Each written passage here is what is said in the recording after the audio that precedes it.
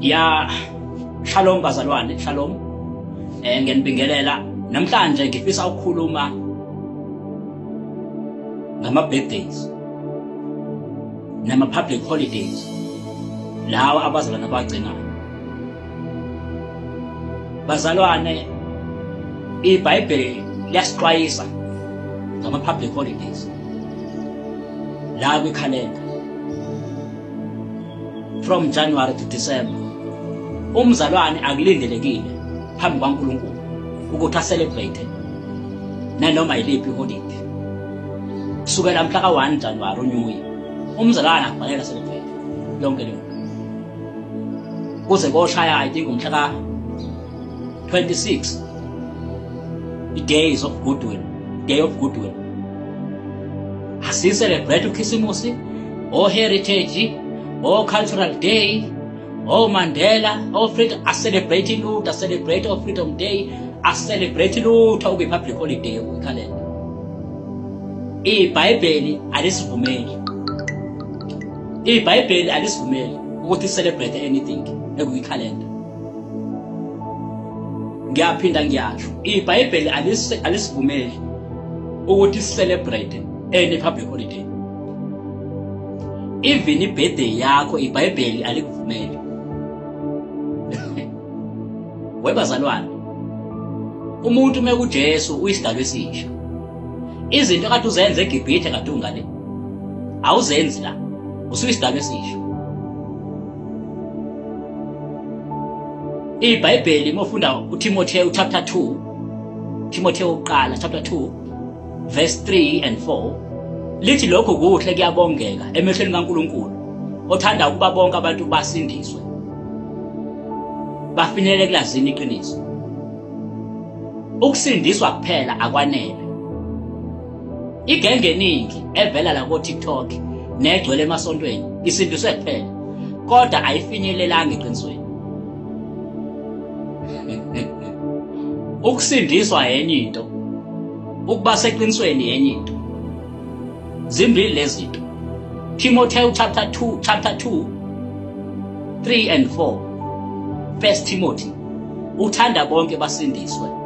Mawufunda lesingisi liyakuvezela ukuthi he wants everybody to be saved and to come to the knowledge of truth and to come.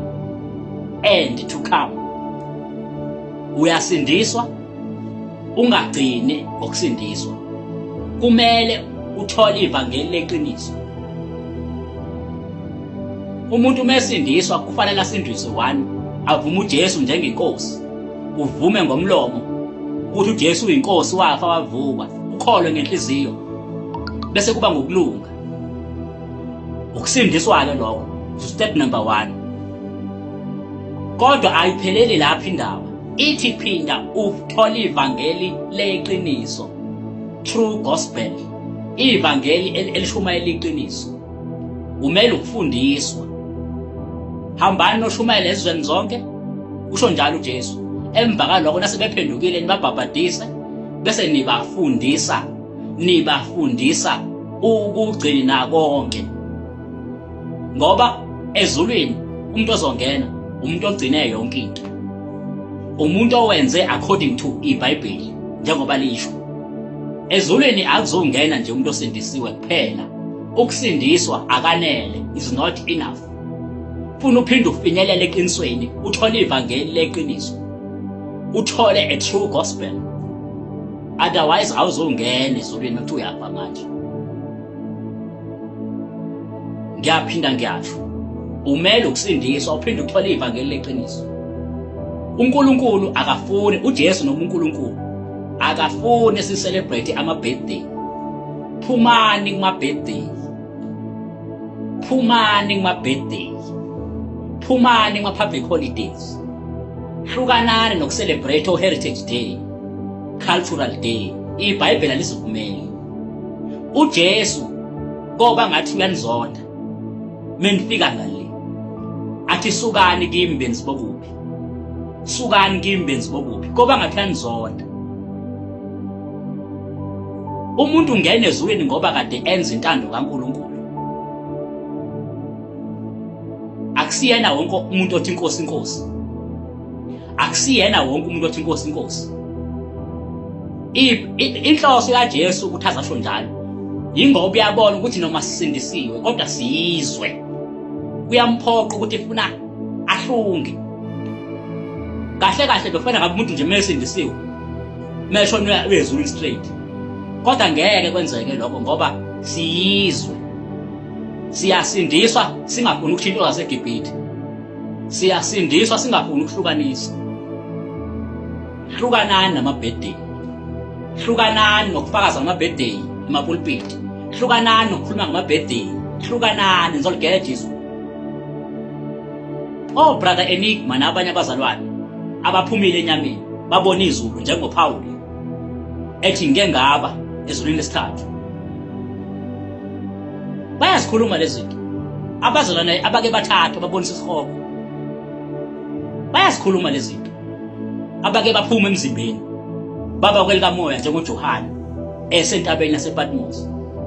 Baphuma emzimbeni njengoPaul owabona izinto ezingabonwayo ngale. Nelanguage engaziwa, ilanguage engakhulunywayo ngale. Wakwaphuma uPaul emzimbeni waba sezulwini lesithathu. Sinabo abazalwane kulesizukulwane sethu kule generation yethu bakhona abazalwane abathathwayo njengoPaul, njengoJohane entabeni yasePatmos babonisa izulu nesihogo babuye bazosho.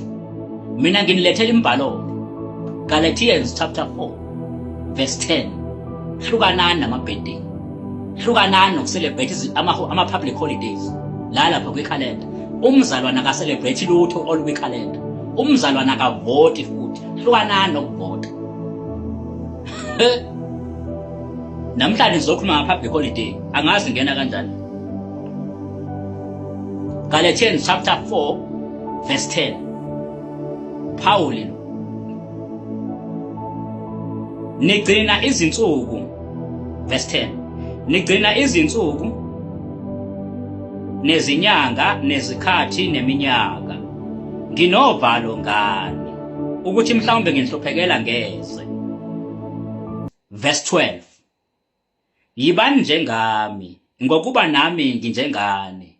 Bazalwane ngiyanincenga aningonanga ngalutho.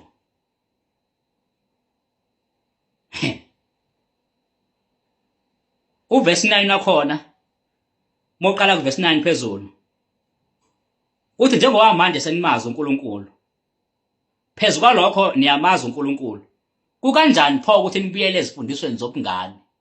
Kukanjani pho ni celebrate ama birthday? I-birthday into yavela ngama fallen angel. I-birthday into yavela ngoSathane nama fallen angel. Njalo ngonyaka bebe celebrate njalo ukuthi uNkulunkulu uyideleyile isanction yabo, ijudgment yabo njengoba bexoshiwe ngale.